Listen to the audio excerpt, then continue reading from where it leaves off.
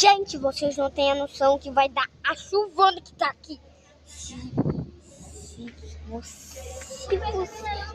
tiver chovendo muito aí, ó, você tá no meu país. Você tá até ouvindo, entendeu, cara? Fiz o corte pra colocar em 60. Olha, eu vou dar um corte. Olha o tudo. Ai, olha como tá as folhas. Tá ventando pra caramba. Ó, o melhor, passou. Gente, agora olha as árvores.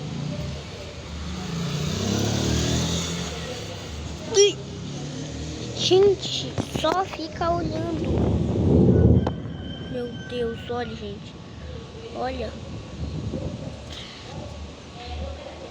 Gente, tem que terminar esse vídeo. Mistério? Desastre natural? Não sei.